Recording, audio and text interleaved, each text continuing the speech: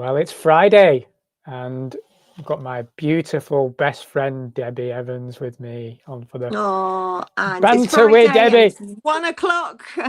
And what a It's lot 1 we've o'clock. got I love it. I always look forward to Fridays now that we're Oh going to my gosh. Let's get some, tear into for it. anybody that's watching, tell everyone to join us because we're up for questions too. So, just check us some Yeah, questions as well. absolutely.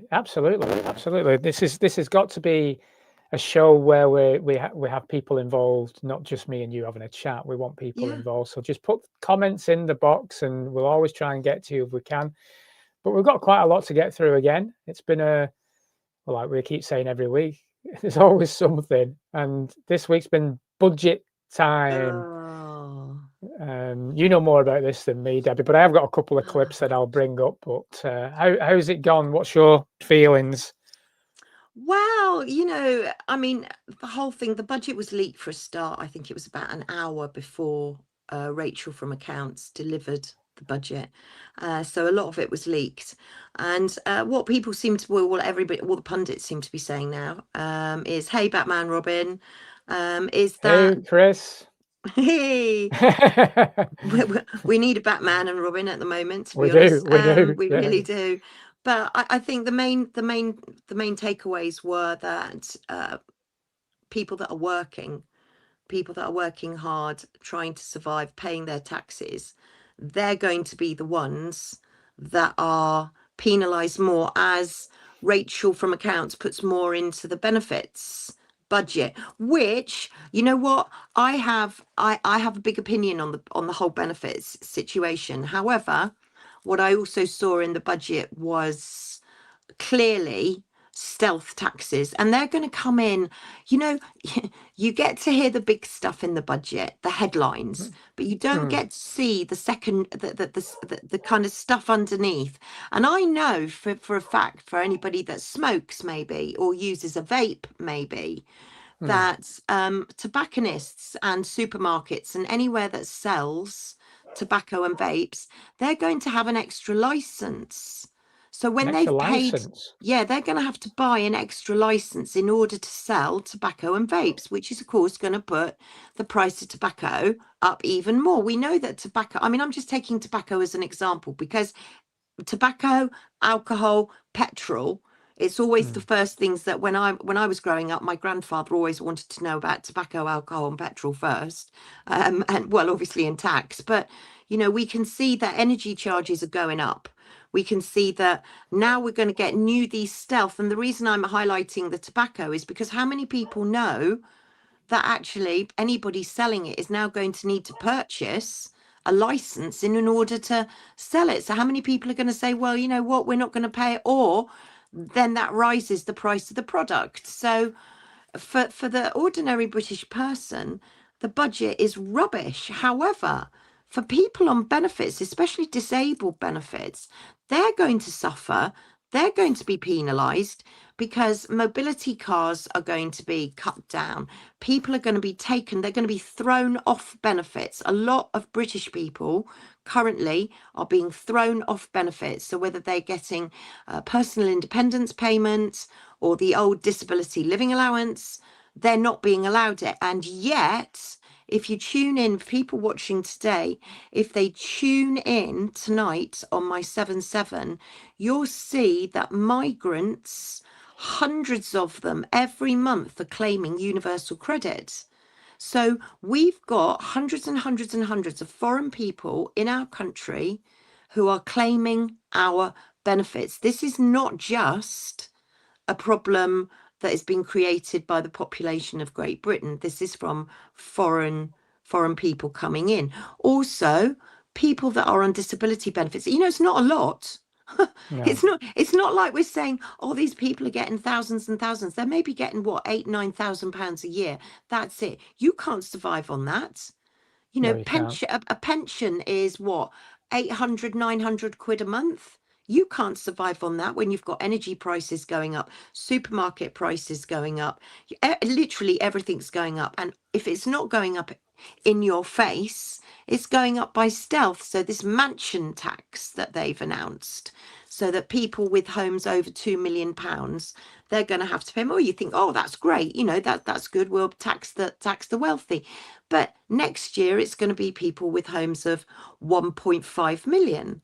And then maybe after that, it's going to be people with homes for 750,000, 500,000, 200,000. You know, to buy an average 3-bedroomed house in London is something like 400,000 to 500,000, I think now. So many people are going to come under that tax. And what the WEF said right at the get-go was absolutely spot on. You will own nothing. And this is just the first step to it. So Rachel from accounts, I know you'll probably show it later, but Rachel from accounts sat in the Commons yesterday, and at one point I thought my screen had frozen, literally, because she was attacked. She was attacked. The speaker had to intervene, tell everybody to shut up, and I mean, it was just a car crash. So Rachel's got to go, and probably Keir's got to go, and then we're going to end up with what? We might end up with a Christian gay man, Wes Streeting, versus the first Islamic woman, Shabama Mahmood. I don't know. It's all crazy. It's designed chaos. Yeah, and of course, chaos. yeah. And of course, there's the children, the multiple children, and the 2-child limit and stuff. I mean, all of these things are going to come in, and they're going to come in like a tsunami. And they're only going to cripple us. They're going to be fine for everyone else. The elite, they're going to do fine, thanks. Did they raise the minimum wage? Yes, they did raise the minimum wage. The minimum wage has been raised to, I think you might have to check it out, it's £12 and something now. But yes, the minimum wage was raised. There's two ways of looking at this. You know, that obviously the problem we're in is that everything's so expensive, so wages need to rise.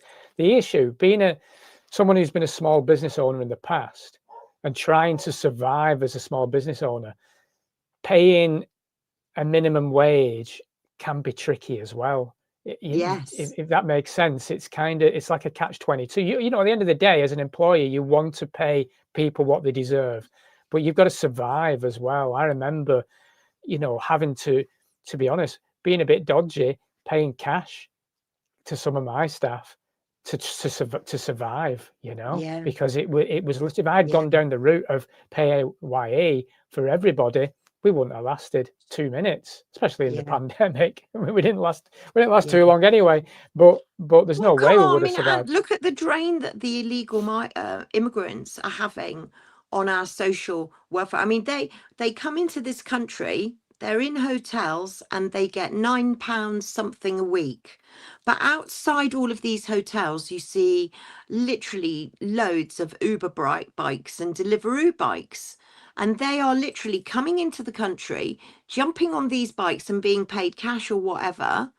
Or maybe it's going into an account that goes back to their family on their Uber apps, and they're earning money and claiming benefits. And it might be interesting for you to know this. I think it's January, one of the auditors caught a notice on the notice board in the hotel, and it said that actually illegal migrants' benefit was going to go down in January to £8 something, which means more and more and more of them will go seeking dark work that's cash only, or that, you know, isn't recorded anywhere. And indeed, some of these migrants who are claiming benefits, their security, they're being used for the security for the hotels that are housing the other people that are coming over on boats. So the whole benefit system is totally screwed, and it's not in favor of the people that really need the benefits, which are the disabled and the vulnerable. Look how many people with vaccine injuries there are, and they haven't received any kind of vaccine payment compensation. So they're surviving. Many of them have lost their businesses. Many of them have lost their homes. They're having to rely on benefits now through no fault of their own. They were working hard. They had careers, they had their own businesses, they had their own homes, and now they're having to rely on benefits because the government has made them sick. And now the government doesn't want to pay them for making them sick. So, you know, you can see how this goes. So with the whole benefits street, and people see the headlines and they go, this is outrageous. People on benefits are getting this and that and the other. Actually, just wait a minute, everybody, because pensioners hardly get anything. This is not, We're not giving people 20, 30, 40, 50,000 pounds cash every year. We're maybe giving, they may get a perk of a mobility car, but that's if they're not unable to travel. And PIP, personal independence payment, is not means tested. So it's meant to enable people to go to work. So many people use that benefit in order. I know somebody that's on that benefit, and they use that benefit because they're quite profoundly autistic, and they can't cope with buses, they can't cope with loud noises. So that benefit pays for a friend to transport them to work backwards and forwards, pays the petrol money and stuff for them to get to work. So it's not a disabled benefit, it's an enabling benefit. So, the mainstream media will make of it what they want, but nothing is as it seems. No, but it's all propaganda, that benefits street, like you say. That's just to wind people up and point fingers and, look at these stealing money off everyone. Yeah, of course it is, but obviously there's people taking the mick as well, because people do, but it's not the majority. It's far from the majority. I live in a council estate. I see poverty. We're not doing so clever ourselves. You know what I mean? It's hard work. We don't want to wake up in the morning looking at the bank balance like we're looking at the moment. It's not pleasant, and then having to try and find the money to buy food and pay for heating. It's very tricky. And they're talking about that they're helping people. They always spin it in some way, but this country is going to the dogs if it's not already there. Gone to the, because I mean, quickly about benefits. Who wants to be on benefits? Yes, I agree with you. There are a few who will want to be on benefits, but the majority of people don't want to be on benefits. And when you've got to apply for a benefit such as personal independence payment, you are faced with a 50-page document where you have to write pretty much everything about yourself in a document. That then goes to an independent assessor, Atos or whoever, Serco or whoever, and none of your medical information is taken into account. I've had to fill in these papers for other people because they have been overwhelmed. They haven't been able to do it. You have to get medical evidence. You have to send in doctor's notes. You have to send in consultants' reports. You have to send in everything, but they don't look at any of that. And you have to fill in forms and forms and reams. And then you've got the anxiety. I've watched people filling in these forms, and then they're told they're going to get a phone call from DWP, and they're worried to death, literally. And then when they've had the call, they don't know if their benefit's going to remain, or if they're going to get awarded it, or if they're going to get it taken away. And they live in constant anxiety. Nobody in their right mind would want to apply to DWP, especially now with the fact that, they may have powers in the future to look in your account, check your bank account. As it is, people on universal credit are having to send bank accounts. They're having to literally say what they've spent things on, how they've got money, have they transferred this. I mean, I've listened to somebody on a universal credit phone call thingy. I mean, I'm a pensioner, so I dread to think what people are going through. But I've listened to them, and I've heard the assessor say to a friend of mine, what did you spend £32 on 3 days ago? And she's trying to go back in her head to think, what did I spend £30 on? Was it in Asda? Was it for the kids' school meals? What was it? So this is a huge thing. And I don't think we give people enough credit, the ones that are on PIP, because nobody wants to be on it. And when you get on it, it's like you have to jump over a million hurdles. So all of this bullshit that the mainstream media are kicking out about benefit street, most of the people that are on benefits are there because the government has put them on benefits, made them sick and put them on benefits. And they're on benefits because they need to be on benefits, not because they want to be on benefits. That's the reality, Debbie. No, but that is the reality. That's exactly the way I see it, and the way we've lived it. My missus is on PIP. She goes through enormous anxiety every time she has to reapply. Exactly. There's no way my missus could work. No way on earth could she work, but she's in fear all the time, every time when she has to reapply, because we would be screwed. Yeah. And that's the Yeah, and reality. they know it, and Yeah. they know it, and that's why, if you think about it, the benefits bill's gone up, whilst all public services, because it's all going to come from public services, it's all going to come from people that pay tax, because they know they want everybody on universal credit. That's the end game. The The end universal game basic is income.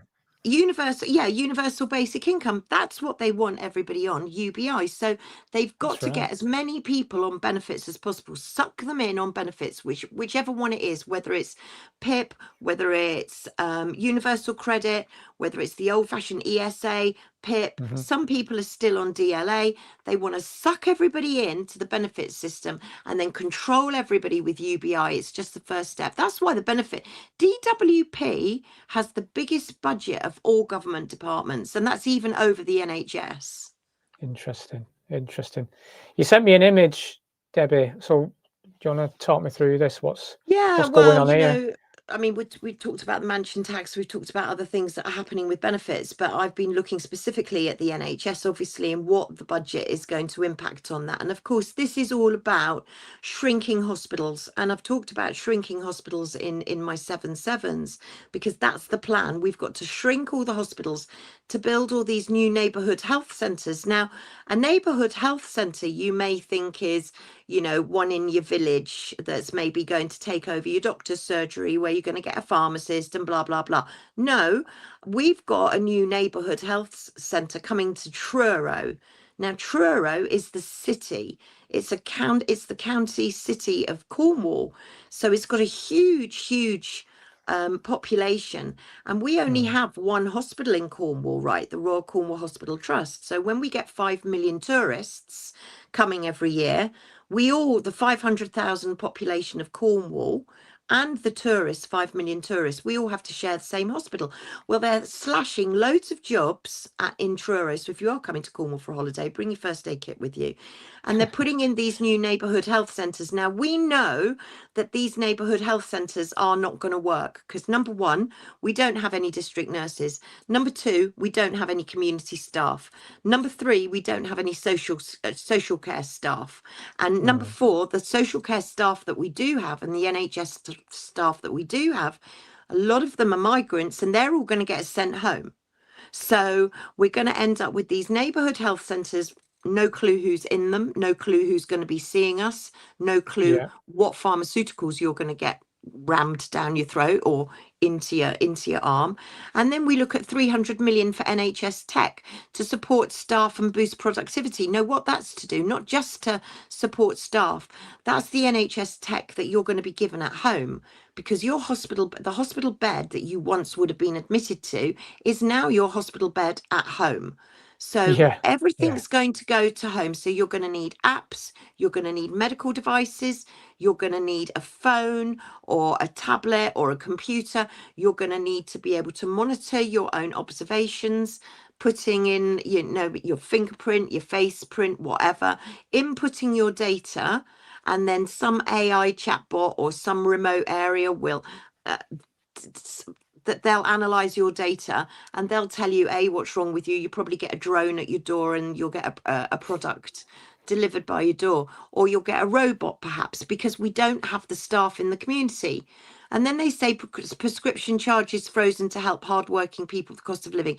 That, in my mind, is kicking the can down the road, because I cannot see how prescription charges will remain frozen, because we are in a drugs war with Trump at the moment. Whilst Trump's trying to make America great again, bringing drug prices right down, the drug prices are going right up. So what I'm thinking is that we're not going to be given prescriptions. So we're going to have to access private prescriptions. A lot of these drugs are going to be super expensive, like, for example, Wegovy, Mounjaro. Now the NHS is saying, well, we're not going to give everybody these fat jabs. So some of you are going to have to go and buy them yourself. But in order to get NHS treatment, you've got to be the right BMI. So you've got to lose weight. So you lose weight. How do you do that if the NHS aren't prescribing the fat jab? And that's what you want. Please don't take the fat jab, anybody. But just to give you an example, the fat jab price in the USA is $25, and here it's £310 a month. So you can see Wow. people Wow. exactly. So drug prices are up here in the UK and Europe, and they're going right down to make America great again. And I mean, you've got Pfizer who's doing deals with Trump saying, don't worry, you know, we'll bring all your prices down. These are all poisons, of course. But that's what's going to happen. So I don't see that prescription charges will be frozen for long. And I think a lot of the stuff that you want to get on prescription, that you're used to getting on prescription, your antibiotics, maybe the steroid that you're used to if you're asthmatic, or your normal medication is now going to go. That's going to go. And now if you want to access amoxicillin or penicillin or whichever drug it is that you're of your preference, you're going to have to get a private prescription. Or you might have to even go online to get the drug because it's going to be in shortage in the UK. So there's always going to be a way around it. I never trust what they say. No, I certainly don't. I certainly don't. Well, I saw Susanna Reid ripping into Rachel from accounts. Did you watch that? No, show me, because I saw Kemi Badenoch and I know we're going to watch that. Yeah, we're definitely going to put that on as well. Rachel. Yeah, but this is well, she's getting a hammering, and to be honest with you, just deserved really. Increasing So. taxes puts the squeeze on work. Oops. In your manifesto, you said Labour will not increase its taxes on working people. Then last year in your budget, you acknowledged that extending the freeze on thresholds on tax would hurt working people, which is why you said last year you would not do it. How can anyone believe anything you say? I'm Chancellor in the world as it is, not in the world that I might like it to be. And I do have to respond to new forecasts and events unfolding around the world. So from 2028, I have made that decision to freeze those thresholds. But next year, whilst the cost of living is still an acute challenge for people, I'm taking £150 off people's bills, as well as those freezes in prescription and rail fares that I mentioned to Ed. I'm not pretending that what I did yesterday is not asking working people to contribute more, but because of other changes we've made around gambling taxes, around higher value properties, means that I was able to keep that to an absolute minimum. But you acknowledge that when you make a promise in the manifesto on which millions of people vote, when you make a promise in the House of Commons publicly, you acknowledge we can't believe those promises because they could be broken. Well, Susanna, in the manifesto, it is very clear that it was rates of income tax, national insurance, no, and sorry, VAT. I apologise for interrupting, but, Chancellor, but that's not true. In the manifesto, it's clear. You said, quote, Labour will not increase taxes on working people. Labour will not increase taxes on working people. And then the next sentence. It couldn't, yes. Yeah, but then, you didn't have to put that sentence in, Chancellor. You put that sentence in. Susanna, the next sentence, straight after that. But Susanna, if you then carry on reading the next sentence says the rates. But I do recognise that we have asked from 2028 people to contribute more by freezing those thresholds for an additional 3 years. But people will also see in the budget yesterday that we're helping people in the here and now with the cost of living, £150 off of people's bills from April next year, alongside the other cost of living support that we're providing. And as well, in the last 60 months since I've become Chancellor of the Exchequer, interest rates have come down 5 times. For someone taking out a new mortgage, that's £1,200 less on the mortgage, because we've managed to start getting down those interest rates that were hiked when Liz Truss was Prime Minister. Yeah, let's throw that one in. When Liz Truss was Prime Minister, let's just get that in. I mean, did you see she's got scapegoat written right across her forehead? You know, she's been thrown under the bus. She's going to go. She was there just to deliver it. But I thought what was really interesting too, not just the expression on her face, which was she looked as though she had something very a nasty smell under her nose, to be honest.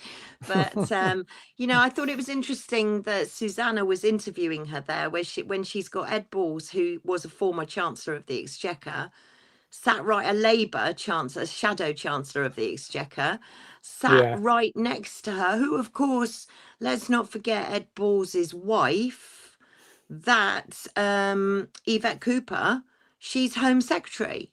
Is she, or is she foreign? No, she's Foreign Secretary now. She's Foreign Secretary. So Susanna's sitting next to a past Shadow Chancellor of the Exchequer, whose wife is the current Foreign Secretary. You know, it's just such a pantomime. It's a whole pantomime. But did you see the electric cars, which I brought up, I think, a couple of weeks ago on one of our chats, actually, that they were going to raise it to £3p per mile, and so that was announced apparently. And but this video cracked me up because it's a couple of minutes, but it's worth watching because they're asking her questions on how they're going to charge or actually calculate this 3p per mile, and yeah, again she stumbles. So let's let's show this. I don't even feel sorry for her, to be honest with you, and in the slightest. I want to ask you about electric cars and the new vehicle excise duty, which will be 3p per mile for electric cars, 1.5p for plug-in hybrids.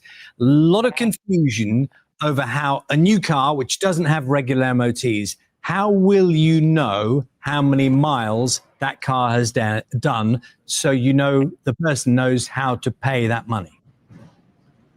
So every year when you have an MOT, the mileage is checked, and that. Sorry, my question was a new car because how many miles you've done. I'm sorry, Chancellor. My question was a new car because I think it's 3 years you don't need an MOT for. So in that period of time, and a lot of electric cars will be bought new, how is that monitored?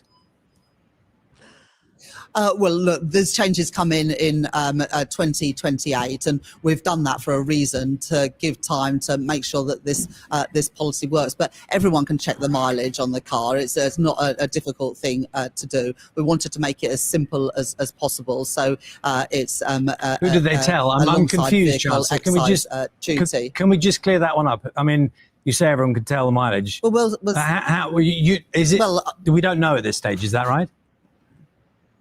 Well, that's why we've said that this isn't coming in straight away. We need to make time to get this right. But all of us, when we get in the car in the morning, can see the mileage on our car. We want to keep it as simple as possible. That's why we're doing it alongside vehicle excise duty. But I think the principle is an important one here, because at the moment, if you've got a petrol or a diesel car, you're contributing to road maintenance, the building of new roads. But if you've got an electric vehicle, you're not making that contribution. But everybody uses the roads, and so it is right that we ask people with electric cars as well to pay in to ensure that we can get rid of the potholes in the road and build the new roads that we need as we grow our economy. I think that is fair and proportionate. As you say, 3p a mile for an electric and 1.5p for a hybrid vehicle. I think that gets the balance right. It can't be that road maintenance is only paid for by people who drive petrol and diesel.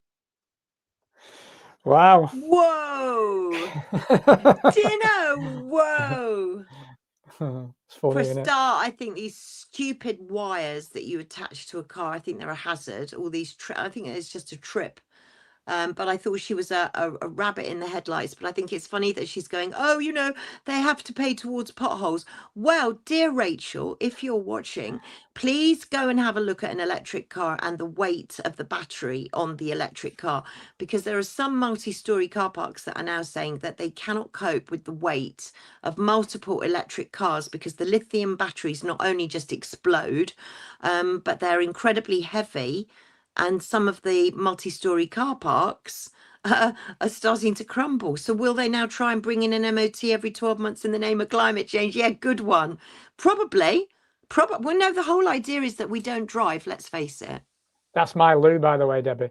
Oh, Lou. Hello, Lou. Yeah. Well, we're not going to be driving, Lou. That's the end game. They don't want us to drive. No. When they switch the power off, what's all these electric cars going to do when everybody just switches the power off? What are they going to do? Well, the thing, obviously, they want people in electric cars. So when the digital ID, they want all that digital infrastructure so that people can be monitored on where they're driving and this, that, and the other, and they can control all that aspect, you know. So that's clear.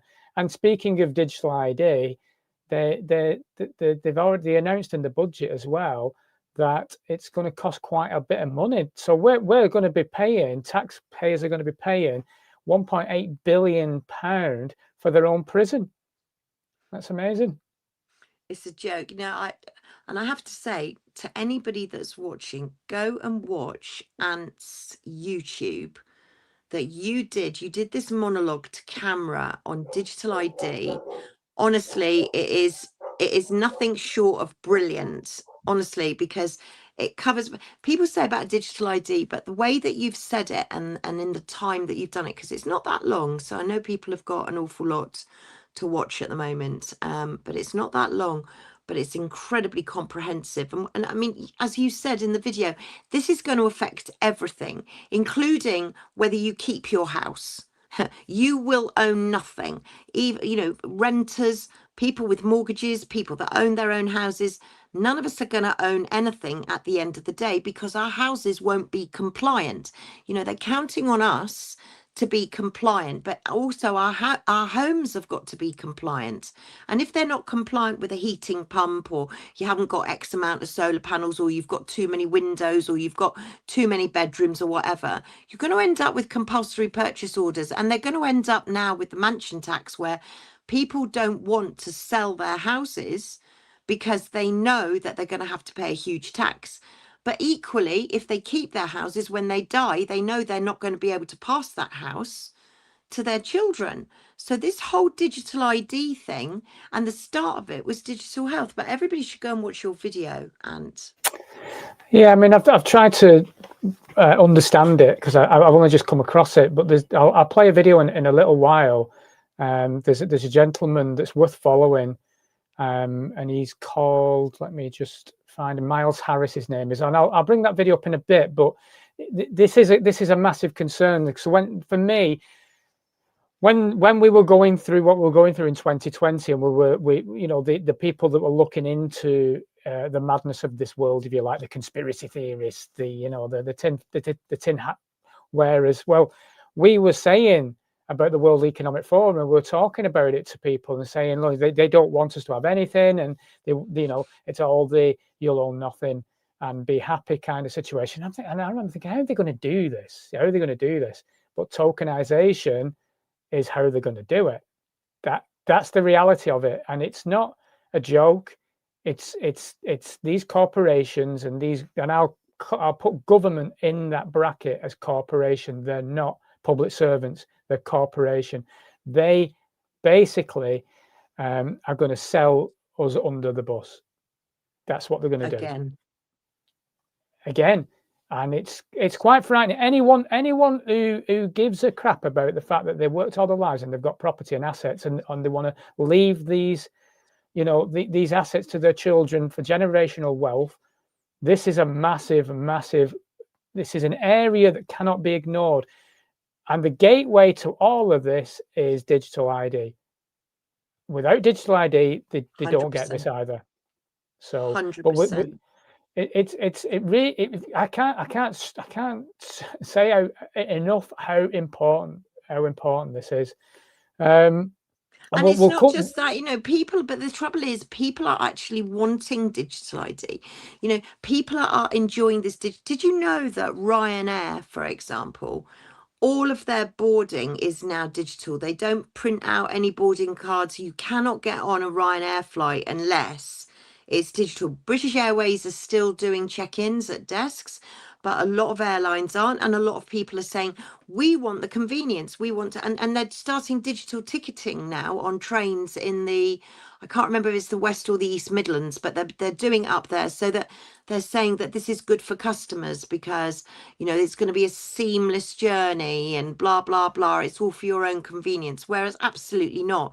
It's to track you, trace you, follow you, imprison you. You'll go to the supermarket and you'll be told, sorry, your BMI is too high, so you're not allowed to buy that chocolate cake. Oh, sorry, you haven't got enough carbon social credits. I mean, going back to digital ID, all our homes are going to have to be compliant with a heat pump.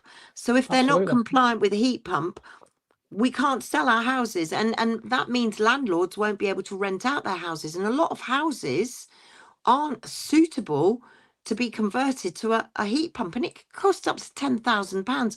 The government are giving out £7,000 grant incentives to try and get people to put heat pumps in their homes. So it's not just you being compliant in your digital world, your digital ID, is your digital twin. And your digital twin is your home, your business. There's a twin for all of it. There's a twin for your car, a digital twin car. There's a digital model for your business. If you've got a business, there's a digital model for your house. Yeah. And I see the days where we're going to get barcodes on our front doors, or we're going to get barcodes on our roofs, and we're not going to be known as, number 3 Browns Avenue or number 10 Water Lily Avenue, whatever. We're going to be known as a barcode, and we're going to get drones landing on our homes. But of course, we won't be allowed any deliveries. We won't be allowed any services, electric, gas, or anything, if we're not compliant. So we're all going to be in the dark, pretty much. People don't understand this. And the only thing that, and the other thing people don't understand is that, when it comes to digital ID, they're going to switch everything off. And if they switch everything off, the power, that means you can't fuel your car up. So you can't travel. The minute they cut off the pumps and the fuel stations is the minute you can't fuel your car, which is the minute you are then technically locked up because you can't travel anywhere. And if you're not going to give biometric data to get on the train or First Bus in Cornwall are going. So, you can see they don't want us to travel. And this is the whole thing. The net is starting to close in. Apparently, Cornwall's council have refused digital ID. I believe that's the first council to do that. Yeah, I saw that. It's interesting. Yeah, it's interesting because also don't forget Cornwall is one of the only 2 duchies in the country. So you've got the Duchy of Lancaster, which manages King Charles's budget, and then you've got the Duchy of Cornwall, which manages the Prince and Princess of Wales's budget.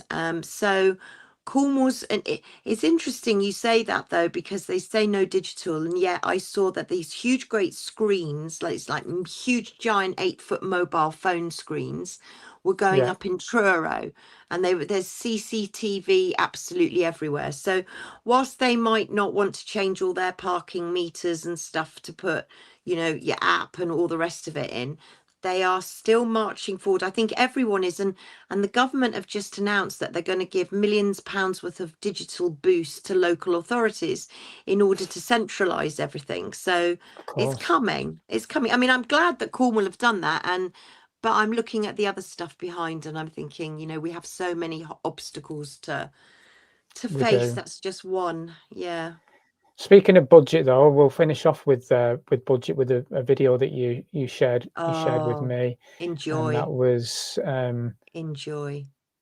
A savage exchange. Identified a way to save taxpayers huge amounts of money by sacking just one person, the woman sitting opposite.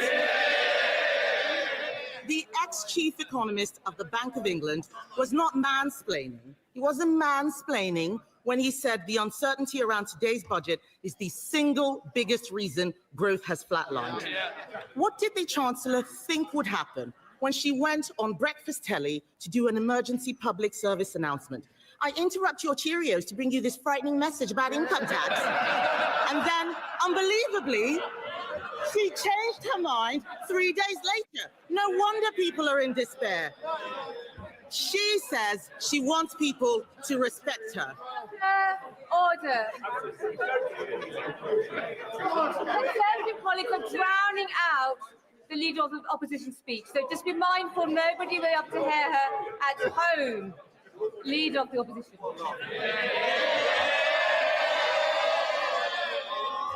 Madam Deputy Speaker, she says she wants people to respect her. Respect is earned. She apparently told Labour MPs this week,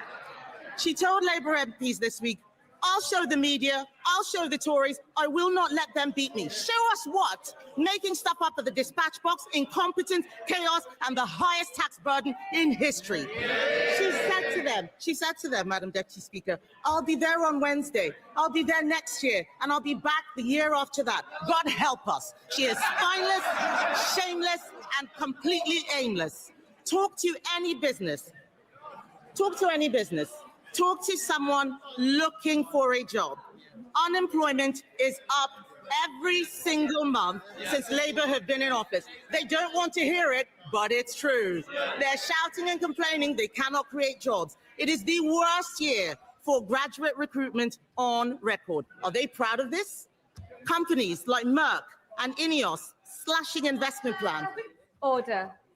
With AI, Well, I mean, and you know, that's just a couple of minutes because she was going taxes up, inflation up, and she just made such a big deal. And Rachel from accounts, she at one point I thought she'd frozen. She just sat there and it was like and I know it's all pantomime and I know it's all theatre and I know that Kemi Badenoch was scripted and I know that it's all an act, but she will have won a lot of fans overnight just for putting Rachel from accounts on the spot. yeah, and I'll go on record and say they're all, whatever side, they're all a pile of shit. Yeah. But I don't trust any of it. It's a uniparty, yeah, and it is pantomime. But again, I have no sympathy. No, I have no sympathy. no, for me neither. for any of these She's on people her way because out. She's on her way out. They are all course, on their way they out. all are. They're all temporary positions. They always have been. There's always a rotation of these. Yeah. They're just idiots. A lot of They them, really. slide off. They slither off. You know, where's They do. Rishi Sunak now? Where is he? Oh, yes, I know. He's with Microsoft. Where did Jonathan Van Tam, you know, the deputy chief medical officer that told us all that, you know, we were to take the jab and used analogies like a football? Oh, he's working for Moderna. They've all slithered off. Of course they have. They're scumbags. Yeah. I had a few more things. We might get. I don't know if we'll have the time to go back into it, but I might save it for another day. But there's something really, really important that's come up this week, and I think it can't be ignored, and it has to be explored by everybody, really, because this is, again, I feel, and you might feel the same. It links very much with digital ID, and for the future, at least, I think it's just another avenue of where we're seeing. Seeing this, the UK go, and that is the jury trials to be scrapped, which I think is so unbelievably dangerous, in my opinion. This way, I just, who the hell do they think they are? These people, you know, with that, you know, at the end of the day. That's your, you know, as somebody that's, let's say they're innocent, that this is really dangerous, you know, that they literally could be thrown under the bus.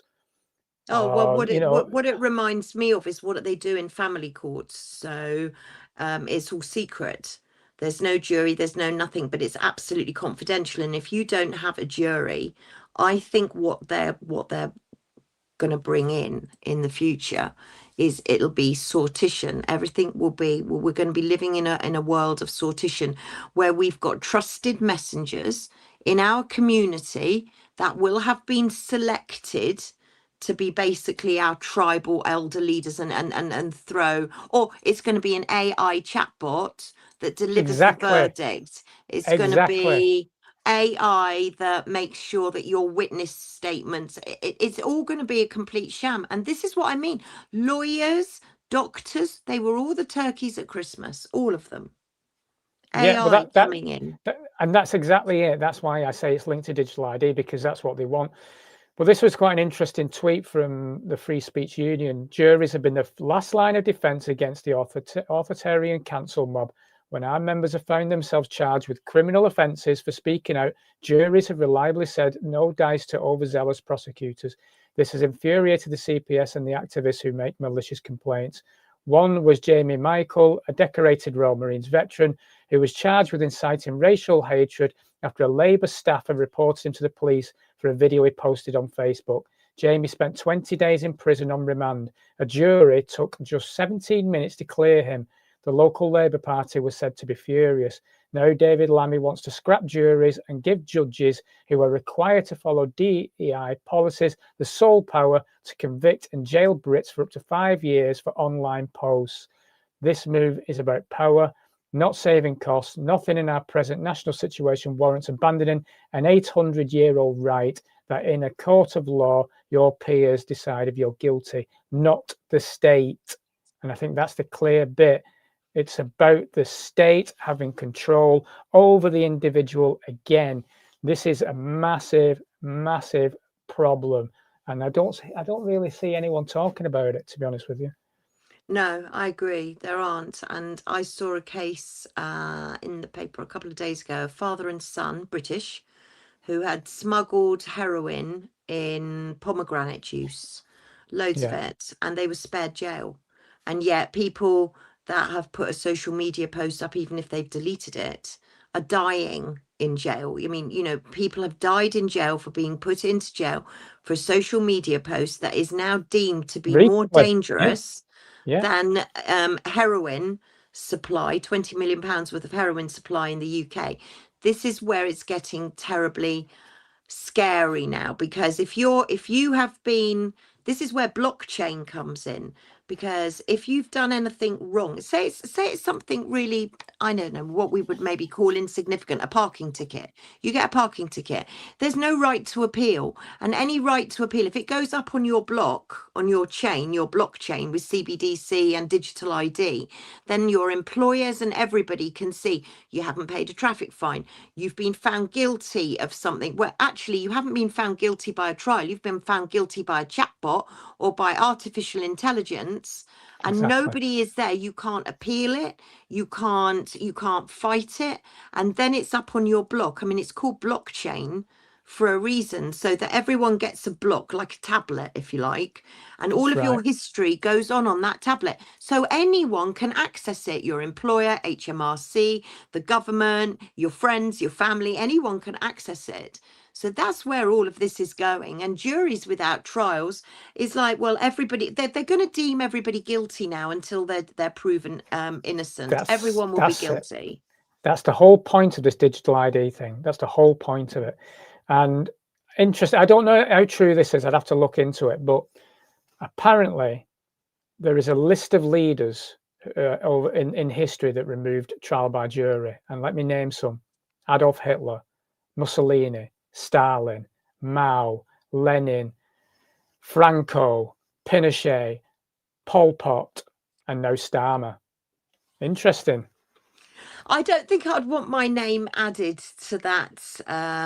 Not the best list in the world, is it? I don't think I'd want to be in on that club. It's a bit like who won the Kalergi, the Kudanov-Kalergi plan, you know, and who's won the Kudanov Prize. You've got Winston Churchill, you've got Tony Blair, you've got Zelensky, you've got Bush. You know, when you start to go and look, you've only got to look, and it shows that these are the lists that none of us want to be on. Thanks. No, thank you. Let's carry on with digital ID. Though we mentioned tokenization before, we had a bit of chat, but I'll bring this Miles guy up, Miles Davis, because he's worth a listen to, and I would recommend anyone that that needs to know more about this to check Miles's accounts out on X. I think he's on Substack. I think he's on YouTube as well.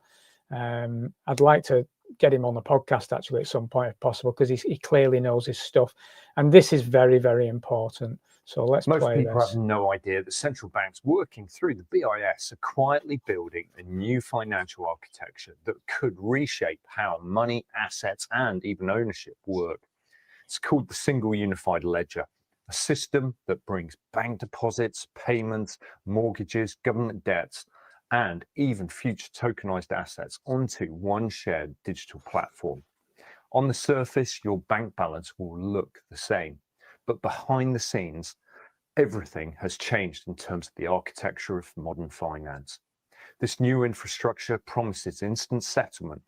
It's fast, cheap, and efficient, but it also gives central banks unprecedented visibility and influence over financial activity. Deposits, stablecoins, and even tokenized government debt could all move through the same programmable system, one in which money becomes a digital token. Redemption requires permission, and ownership depends upon the rules set within the ledger. For whoever controls the ledger, really, they control the assets. Now, on my YouTube channel, I've explored this concept in detail in this video, and there's plenty more to say about what the BIS and central banks are developing here. So it was finding this video that took me on a bit of a run really to start investigating and do the video that I put out yesterday, which you know, I think is very important. Obviously, I just think that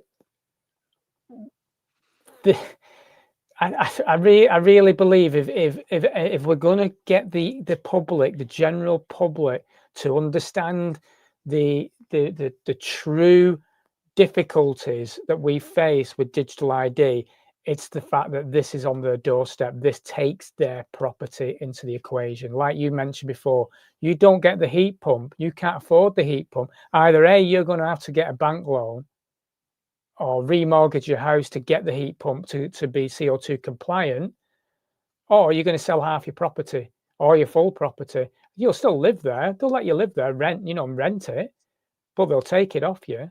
Will they? Will they though? I mean, Well, I don't know that they will. I mean, I think it could be, you know, what I'm seeing at the moment is lots more clinical trials coming out and lots more papers coming out on air pollution. So they're obviously going to hit that next. It's going to be lead pollution, air pollution. Your home is very dangerous. You can't possibly live there. It's going to be deemed dangerous. But what's interesting about that clip that you just showed from Miles is that he was mentioning the Bank of International Settlements, and I don't think many people know quite how important in the bigger scheme of things that the Bank of International Settlement. I mean, some people say it's its own country because it's got its own police force, and you know, when you showed that clip, I went on. So this is what it says here: the Bank for International Settlements operates with a special legal status in its host country, Switzerland, giving it significant privileges and immunities. It doesn't have its own country or its own police force, but instead it has an international organization owned by 63 banks and provides services and forum for cooperation. And I have to tell you too, the other thing that I know about the Bank of International Settlements, it's like Bilderberg. So when you go into the International Bank of Settlements, everything's secret. You're not allowed to discuss. You don't know what meetings are going on. You don't know who's going in there. You don't know who the members are. Everything is secret. So the fact that he was mentioning the BIS just shows you how big this is, because all the banks, JP Morgan, all of the big banks, they're all involved in this. They're all involved. I thought this was quite a good read as well, about smart contracts. But this bit here, which shows Stevenage Borough Council, you know, the Land and Property Asset Register. It shows that each property list will have a unique building code and asset net, blah blah blah. This is all going in. The councils have already started putting assets into the unified ledger. They're already doing it, and those, as I mentioned on my video, those that have gone bankrupt, they'll be able to sell all these off. It could go anywhere though, Debbie. That's the thing. I mean, it will be literally a click of a button. It'll be real time traded. Like are you that. able to show anybody watching your video that you put up yesterday? Because I think people really should go and watch it, because it hit me like a brick, and I thought, wow, that the way that you'd put it together, it was brilliant. And I think if everybody could share that, it's the implications of digital ID. People see the convenience. They don't see what's coming down 6 months down the line, a year down the line, 2 years, 3 years, 5 years. This is a digital prison. And once we're in it, we're not going to get out of it. But I think people try and show your YouTube.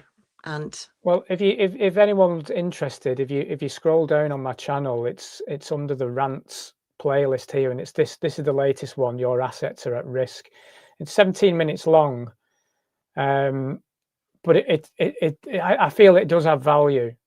Like you say, Debbie, you know, there's an important message there that people need to know about. The general public need to know what is coming, because it's actually here. This is the thing. Yeah. That they're not playing about with this. No, they're not. They're not playing about at all.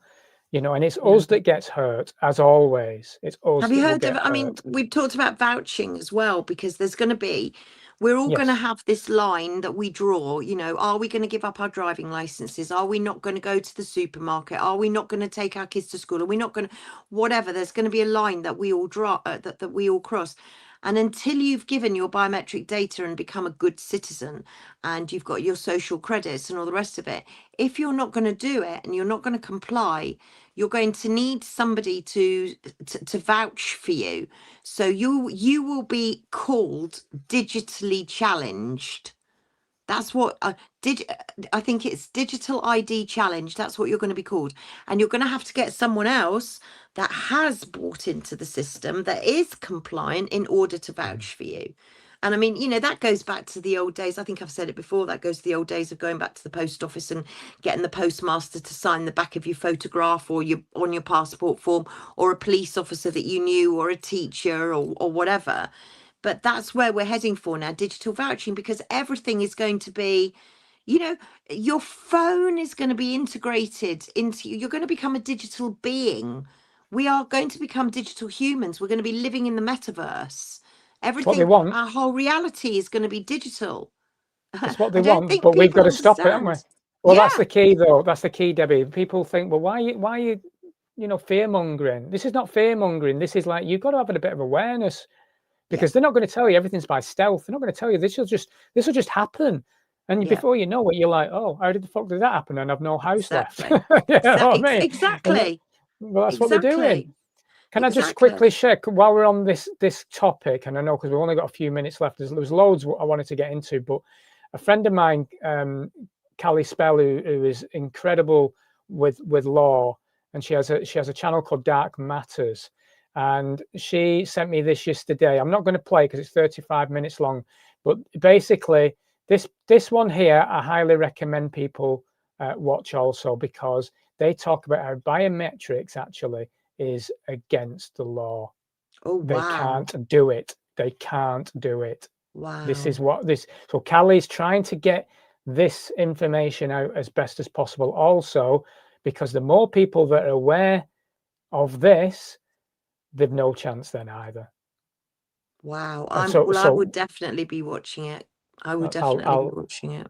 So if you head to, I'll send you the link, but if you head to the Dark Matters network, and it's her latest video, Policy Officers, it's very interesting.